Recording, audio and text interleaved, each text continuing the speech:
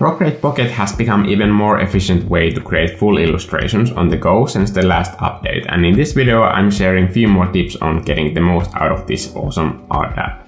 You can seamlessly use Procreate Pocket with the iPad version, but sometimes you might run into memory issues if your illustrations on the iPad have tons of layers. One neat trick that I use all the time is that I hit Export JPEG on the iPad version of Procreate and open that image in Pocket in a single flat layer. When I open the image in Pocket, I create all the art on a separate layer and then bring only that layer to the original file. You only have to make sure that both images have the same size and aspect ratio, and you won't have to do any positioning later when you drop the new layer into your painting. One instance where I might do this is if I have an event or situation I can carry my iPad around.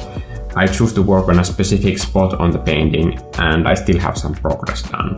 My second tip is using warp with quick shape to get smooth S-curves. I mentioned in this video how I use quick shape in my illustrations. As much as I love that tool, it's a shame that you can't do S-curve with it yet. I discovered that if you manipulate a line or a curve created with quick shape in transform mode, you can hit warp and use warp controls to create a smooth curve that bends in the direction that you choose. This is how I created those swaying steam swirls in this coffee cup illustration. When using warp, I recommend having the original shape in as large size as you can fit on the canvas, so you won't run into any artifacts when using the warp.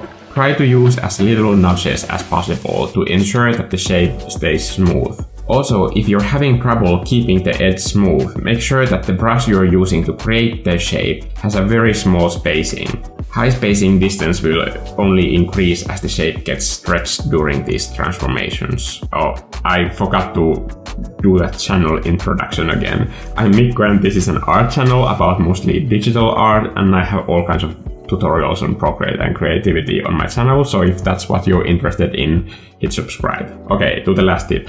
Let's go to the last and probably my most used technique.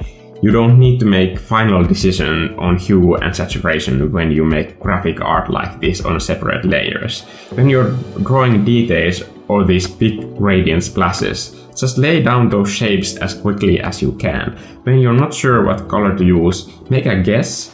Sometimes you don't even have all the information at that point yet, so it's important not to get too stuck on picking a color before the shapes are there. For example, these tilted square shapes I drew on the background, they were completely the wrong color when I made them. But as I was copy-pasting them all over the canvas, I knew that I would adjust the color later with hue and saturation tool. I also locked the transparency of this layer and added some custom spray paint washes to emphasize only certain parts of that layer. But when making those shapes, I knew that the color was wrong for what I wanted that visual impact to be.